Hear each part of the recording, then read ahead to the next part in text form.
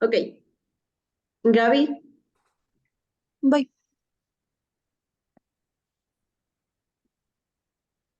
Perdón, es que tuve un problema con mi computador. ya, no te preocupes, Gaby, si quieres, pues damos inicio a la entrevista. Sí, si quieres, seguimos. Buenos días, Juan. Queríamos dar la bienvenida a Juan Gabriel Álvarez. Él es constitucionalista y investigador. Es abogado de la Pontificia Universidad Católica del Ecuador, magíster en Derecho Constitucional por la Universidad Simón Bolívar, especialista en epistemologías del sur por el Consejo Latinoamericano de Ciencias Sociales y el Centro de Estudios Sociales de la Universidad de Coimbra. Maestrante en Sociología Política por la Facultad Latinoamericana de Ciencias Sociales y ha sido docente, investigador, analista, abogado de la Asamblea Nacional y actualmente se desempeña como asesor legislativo. Sus trabajos giran en torno al Estado como una relación social, donde dialoga frecuentemente con el nuevo constitucionalismo latinoamericano, los estados de excepción, el poder constituyente continuo, la democracia emancipadora, las unidades básicas de participación y las epistemologías del buen vivir. Esto, a breves rasgos, un poquito de la carrera de Juan que hoy en la mañana nos acompaña y agradecerte por el tiempo y por el espacio. Más bien, gracias a ti, Diego, y gracias a ustedes. Gracias, Diego. Bueno, hemos ya visto el perfil de quien hoy nos acompaña y vamos a pasar ya a lo que nos compete, que son las preguntas. La primera pregunta es, ¿qué investigación realiza la think tank en la que tú te encuentras? Jennifer, pues el espacio, digamos, colectivo y el espacio de diálogo circular que se había constituido, en el que yo pertenezco, en el que milito, es el Foro de los Comunes. Es un espacio construido a partir de una necesidad de reflexionar distintos temas que suceden en la cotidianidad de las estructuras sociales. Cuando usted, Jennifer, hace esta pregunta de cuáles son los temas de investigación, yo podría decirle que son múltiples y podría como ir situando algunos a lo largo de todo el proceso en los que principalmente el Foro de los Comunes lo que ha intentado es disputar el sentido común. Estos tanques del pensamiento, de una u otra manera, lo que pretenden es situar ideas contenedores o disparadores en la textura social para que a su vez se vayan produciendo reflexiones de carácter colectivo. Y pues yo puedo situar un par, ¿no? Una de ellas, digamos, la discusión que se provocó a partir de la Asamblea Nacional Constituyente en el año 2008, generando algunas discusiones respecto de cuáles deberían ser los pesos y contrapesos entre el Ejecutivo y el Legislativo. Puedo citar otro ejemplo, el referido a la consulta popular del año 2018 y una postura que invitaba a la ciudadanía a reflexionar sobre la constitucionalidad o no de la consulta convocada en aquel entonces y sobre la pertinencia de las preguntas, específicamente la pregunta 3 que hacía referencia a la creación de un Consejo de Participación Ciudadana transitorio.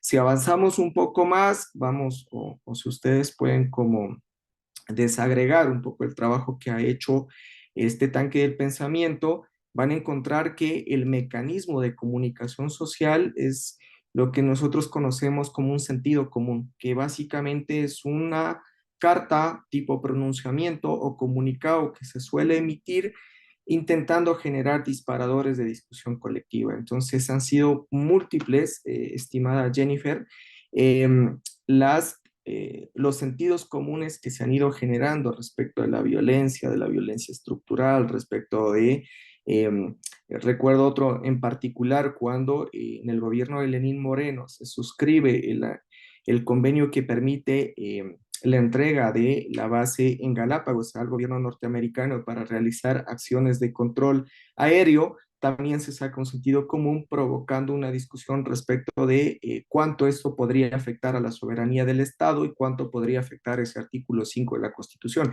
Entonces, son todas estas, digamos, expresiones que en una reflexión colectiva las y los integrantes del Foro de los Comunes como un tanque del pensamiento, lo que se pretende es pues que las discusiones que se producen en el espacio salgan hacia la ciudadanía y puedan como provocar reflexiones adicionales. Eso podría señalar, estimada Jenny. Muchas gracias. En sentido muy amplio, tú nos hablabas de colectivos, entonces una de las líneas sería el colectivo político, también el bien común, el socialismo, también al pueblo que hacemos referencia de acuerdo a tus palabras, y pues al feminismo y democracia, que es lo que nosotros hemos investigado un poco. En este sentido, también tú nos hablabas de políticas públicas, van muy encaminadas a estas líneas que mencioné antes, y nos conduce esto a la siguiente pregunta. ¿Cuáles son las líneas de investigación de la organización o en qué se orienta, hacia qué se orienta la organización? Jennifer, las líneas de investigación se generan o se producen a partir de las áreas de conocimiento de cada uno de sus integrantes. El colectivo, este tanque del pensamiento, está conformado por varios compañeros y compañeras que permiten tener una lectura interdisciplinaria de la realidad. Entonces, tenemos compañeros que leen las realidades del cine, compañeros, que es mi caso, que intentamos leer las realidades del derecho, con todas las deformaciones que eso genera, y ustedes lo conocen.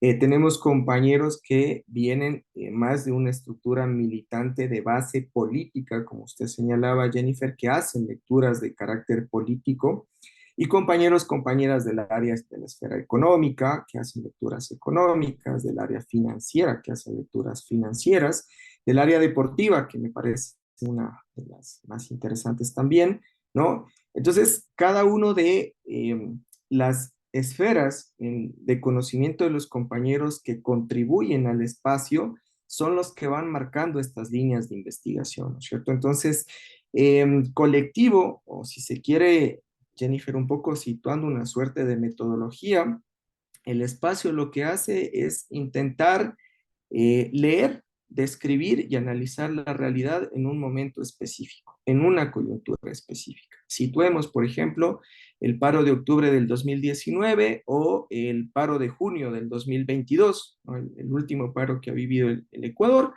Entonces, claro, respecto de ese escenario en específico, hay una lectura desde el género, por ejemplo, una lectura desde la economía, cuánto podría afectar, una lectura desde el derecho, y ahí se van creando como estas líneas de investigación, un poco intentando contestar algunas preguntas. No, realmente no es que se contestan las preguntas, pero se entregan reflexiones que quizá podrían ayudar a que se puedan generar primero otras preguntas, pero además que se puedan como generar algunas conclusiones respecto de las hipótesis que se lancen. Entonces, se, se, a partir de ahí, digamos, con esta microestructura metodológica que intento como diagramar, cada uno de los compañeros que tienen sus especialidades, hay compañeros especialistas en relaciones internacionales, por ejemplo. Entonces, ellos entran a revisar cualquiera de los dos ejemplos que ponía sobre el paro y cuánto afecta respecto del riesgo país, cuánto afecta en el contexto internacional una postura que asume el gobierno respecto de un ala más hacia las derechas o hacia las izquierdas de los gobiernos a nivel del mundo en general. Entonces, un poco, Jennifer, respecto de su pregunta, es interdisciplinario y pues funciona un poco con esta suerte de metodología de leer la realidad o la coyuntura y luego proceder a hacer como estas hipótesis a ser puestas en consideración de la ciudadanía para intentar generar o producir algunos debates que nos parecen importantes o que a su vez provoquen otros debates conexos que puedan ser importantes para la sociedad en su conjunto. Sí, de hecho, pues el pilar fundamental es construir conocimiento para que de paso a más conocimiento, a generar el debate, que es lo importante, ¿no? Generar lo que nos suelen decir desde la academia.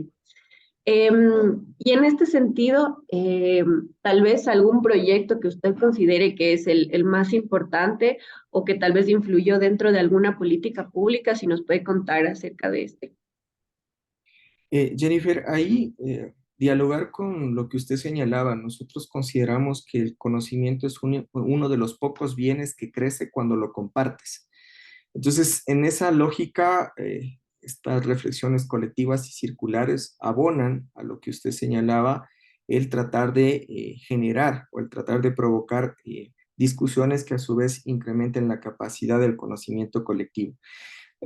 Usted me decía algunos de los proyectos específicos, yo podría señalar, no una influencia, al final se traducen en algunos casos en políticas públicas, pero me parece que hay algunas discusiones que podrían ser importantes señalarlas en este particular. Entre ellas, ahora mismo recuerdo la discusión que se provocó respecto de la reforma al Código de la Democracia en el año 2020, en donde una de las posturas del tanque del pensamiento era intentar promover o empujar o alar la discusión colectiva hacia la necesidad de garantizar representación paritaria de las mujeres en los espacios de toma de decisiones, por un lado, y otro elemento que me pareció súper importante y que hace poco se discutía en el marco de las elecciones anticipadas de Ecuador, la necesidad de que las mujeres y en general las minorías históricamente excluidas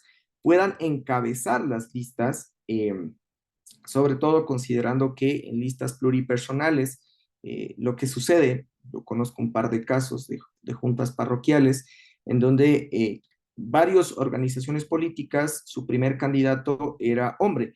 Entonces, al ser electos por el método de Webster, la junta, que es de 5 miembros principales, está conformada todo por hombres.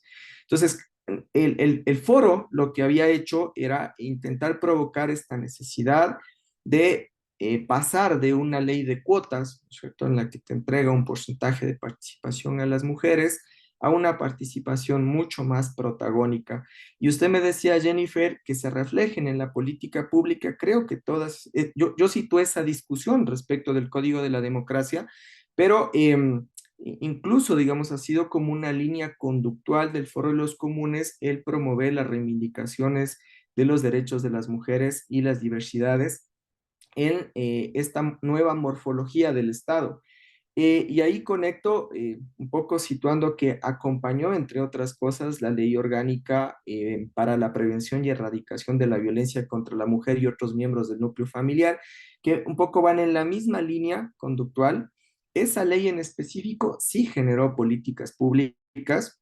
Es más, si mal no recuerdo, el año pasado, el 2022, se hizo una evaluación al cumplimiento de esa ley con lamentablemente resultados negativos, ¿no es cierto? Pero en toda esa línea conductual que tiene que ver con la incorporación de las mujeres y minorías a espacios de tomas de decisiones, creo que se ha influido en política pública y en el ordenamiento jurídico del país de cierta manera, ¿no? También señalar que el rol de los tanques de pensamiento o de este tanque de pensamiento en específico, no tiene un rol de agencia, que lo suelen tener otras organizaciones, ONGs, que reivindican y entran a la lucha directa, ¿no es cierto? Es decir, yo soy un colectivo ambientalista y entro, digamos, a una disputa ahora mismo en la consulta popular por el Yasuní o el Chocó Andino, ¿no es cierto? El tanque del pensamiento más bien lo que hace es generar reflexiones colectivas y ponerlos a discusión de otros actores que sí podrían como jugar este rol de incidencia directa, que podrían, qué sé yo, convocarse, que podrían hacer acciones de toma del espacio público o niveles de incidencia, activaciones en TikTok, activaciones en Twitter o cualquier mecanismo que ustedes puedan señalarlo, ¿no es cierto? Entonces, ahí quizá un poco hacer como esa discusión, esa diferencia, pero además señalar que yo creo que, sin temor a equivocarme, la mayoría de los miembros de el Foro de los Comunes militamos en diferentes espacios. Y cuando digo militamos, o sea, no me refiero a una organización política en específico, sino en nuestras áreas, ¿no? Es decir, tratamos como de generar como reflexiones o intentar provocar discusiones que tal vez no están en la esfera en algunas de las, en cada una de las dimensiones o áreas de especialidad que nosotros tenemos. Creo que por ahí puedo un poco comentar esa pregunta, Jennifer. Sí, de hecho sí. Justamente ahí tomábamos la línea del feminismo y también tomemos este ejemplo, ¿no? Si mal no recuerdo, creo que hay una política pública que dice que el 5% de las mujeres debería estar presente dentro de un partido político, que equivale más o menos a una mujer. Vamos a pasar a la siguiente pregunta que tomemos como ejemplo esto, ¿no? El rol de la mujer dentro de la política o de estos espacios de importancia o de ordenamiento jurídico. ¿Cómo es el proceso de investigación? ¿Desde dónde nace la idea para decir, ok, hoy queremos abordar este tema? ¿Cuáles son las etapas? Como ya mencionaba, que pues hacen un trabajo interdisciplinario hasta la publicación de los resultados. ¿Cómo va este proceso? Jennifer, yo en un bloquecito anterior había tratado de diagramar una suerte de metodología que seguía el foro. Me permito dialogar un poco con lo que usted decía antes de contestar la pregunta, y es que en la disposición transitoria tercera del Código de la Democracia, actualmente lo que establece, Jennifer, es que el 50% de las listas estén encabezadas por mujeres y la obligatoriedad de que el binomio presidencial esté, digamos, conformado hombre-mujer, mujer-hombre, ¿cierto? Esa fue una discusión de hace menos de 15 días, me parece, ¿no? Porque, pues, ustedes recordarán que la presidenta del Consejo Nacional Electoral entregó declaraciones en las que decía que en estas elecciones no iba a ser obligatorio el binomio hombre-mujer, mujer-hombre, y tampoco iba a ser obligatorio ese 50% de mujeres encabezando las listas, sino nos íbamos a quedar con el 30% con el que se corrieron las elecciones 2021. Entonces, y 2023. Entonces, ahí un poco dialogar con lo que usted señalaba, ahí hay una política de cuotas, esto es una reivindicación histórica que viene de muchos años, o sea que podría situarla usted de Matilde Hidalgo de Procel y el primer ejercicio al sufragio de las mujeres, y toda una larga y extensa, digamos, lucha que tienen personajes ahí como muy importantes, entonces dialogar un poquito sobre ese tema. Luego, sobre la pregunta que usted me decía, primero, digamos, el Foro de los Comunes o esta suerte de tanque de pensamiento, lo que hace es tratar de tener como reuniones periódicas, como quizá intentando generar una disciplina de discusión colectiva, ¿no? Una vez que se produce la reunión, como había señalado en términos metodológicos, y lo podemos como ubicar como en puntos, primero es una lectura del escenario, una lectura de lo que está pasando, como eh, todos conocemos que no hay una sola verdad, ¿verdad? Y que la verdad es una construcción colectiva. Entonces, en esta suerte de lectura, entendiendo que la realidad es poliédrica, lo que se hace es un poco leer. Es como si estuviéramos en este espacio y digamos que ahora mismo los 6 compañeros que estamos acá decidimos cómo empezar a discutir sobre las posturas de los 8 binomios presidenciales, ¿cierto? Entonces, esa es como la discusión que ahora mismo se presenta. Digamos que Diego o Ronnie, que tienen especialidad en temas de comunicación, empiezan a señalar que quizá Daniel Noboa tiene una gran campaña de comunicación en plataformas no convencionales, que Villavicencio está haciendo una campaña vía tradicional de conectar con la gente, o sea, no sé, desde su especialidad empiezan a hacer lectura, ¿no es cierto? Luego, digamos, me tocaría a mí, que es quizá lo ácido del espacio, una lectura como jurídica, ¿no es cierto? Entonces, plantearía como ciertas cosas y demás, los otros compañeros desde su área y demás. Y luego de este primer bloque de discusión y reflexión colectiva, Jennifer, pasamos como un segundo bloque, ¿no? La necesidad, o empezamos como a discutir qué tema habría que ponerlo en el tapete. Por ejemplo, la violencia política. Digamos que después de la lectura de Diego, de Ronnie, la suya, la de Gabriela, eh, llegamos a la conclusión de que es importante que se empiece a hablar sobre la violencia política, porque pues, es una cosa que está afectando no solamente a las mujeres, que además respecto de una candidata en específico, Luisa González, hay como mucho despliegue de violencia política al respecto. Y entonces, bueno, digamos que quien había hecho esa lectura para el ejemplo era usted, Jennifer y Gabriela, entonces las dos que habían provocado son las encargadas de hacer como un primer texto borrador, ¿no? Y de un poco recoger la discusión que se ha planteado en el espacio. Y luego, el esfuerzo final, digamos, es intentar generar disparadores para que la ciudadanía pueda discutir, o sea, que no sea a veces, digamos, y sobre todo nosotros, los abogados, tenemos la tendencia, y los médicos, ¿no? Que dice que encriptamos los mensajes, no escribimos, sino encriptamos mensajes. Entonces, a veces se tiene esa tendencia de alejar el conocimiento de la sociedad.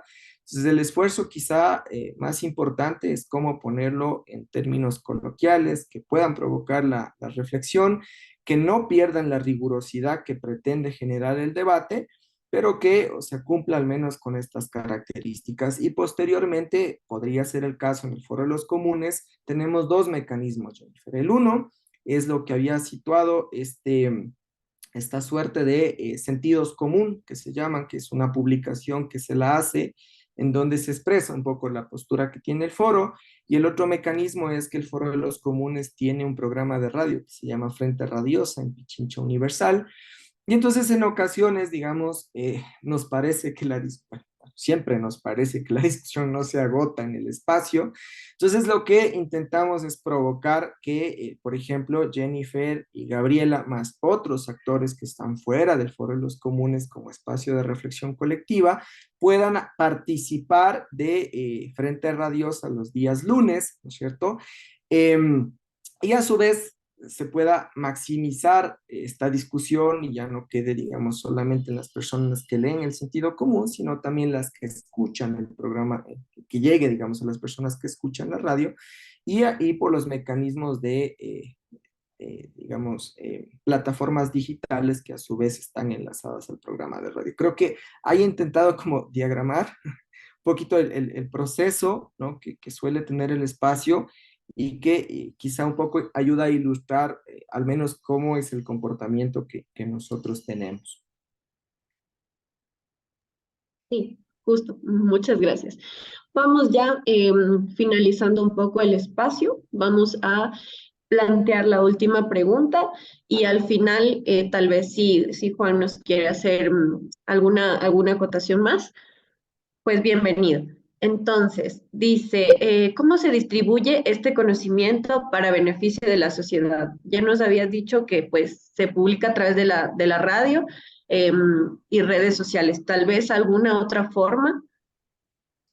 Jennifer, pues ahora mismo no es una práctica que la hayamos como podido sostener, pero anteriormente lo que teníamos eran espacios masivos de discusión, es decir, nos convocábamos en la Universidad Católica, en la Universidad Central, y un poco abríamos la discusión más allá del espacio, ¿no es cierto?, para que sean más actores los que puedan participar. Ese es uno de los mecanismos convencionales o tradicionales, digamos, ¿no? Pero pues ustedes saben las limitantes que eso genera en términos logísticos, ¿no? Luego un poco hicimos una transición de utilizar plataformas como Zoom eh, para poder convocar, digamos, a diferentes actores y también provocar reflexiones, ¿no? El tercer mecanismo, había dicho, son estos sentido común, se llama sentido común, que es como la publicación o la suerte de revista, ¿no? Que si quieren, ¿no? Pero realmente son comunicados, no llega a ser una publicación de revista. Y el cuarto mecanismo sería como la radio y las diferentes plataformas. En algún momento se pensó en tener un podcast, pero también, y aquí quizá es importante dialogarlo con ustedes, una de las debilidades o de los problemas que siempre se generan en estos espacios colectivos en muchas ocasiones es que las y los integrantes tienen sus propias vidas, sus propias obligaciones y tareas, ¿no? Entonces que a veces complican el poder asumir responsabilidades adicionales respecto al espacio. Entonces, nos hemos quedado como o puedo graficar estos cuatro mecanismos, ¿no? Que un poco han sido como la dinámica que ha ido teniendo como el espacio. Quizá una cosa importante que considero que me parece pertinente señalarla en el espacio, hay integrantes de analíticas y gente que hace investigación de procesamiento de datos y Big Data también. Entonces, ellos nos ayudan mucho, sobre todo cuando a veces las lecturas abstractas de la realidad se desvían de un poco o nos desviamos, que suele pasar como con frecuencia. Ellos nos entregan como este carácter de rigurosidad o de datos procesados y nos ayudan un poco a conducir la discusión, que son compañeros, me parecen muy valiosos, además de todos en su conjunto, pero que entregan siempre ese nivel de rigurosidad a las discusiones que se están provocando, que a veces un poco se producen a partir de intermediaciones, ¿no? Yo leí, yo escuché, yo miré, pero no es como una conexión directa. Y quizá ese es uno de los esfuerzos que obligan un poco a este tipo de espacios, el tratar de provocar discusiones con cierto nivel de rigurosidad y manteniendo siempre ese compromiso con la gente que puede ser los lectores de las cosas que se digan, ¿no? Que nos puede como señalar cualquier cosa, sino más bien intentar garantizar que la información que pueda ser procesada o que se pueda discutir tenga niveles de certeza, tenga niveles de una suerte de imparcialidad, digamos, técnica, una suerte de procesamiento técnico para que la gente pueda discutirlo. Quizás señalar ese particular, Jennifer, respecto de esta última pregunta que usted me ha señalado. Muchas gracias por este espacio. Damos por finalizada la entrevista. Muchas gracias, Jennifer. Sí, Juan, nuevamente agradecerte por el espacio, por el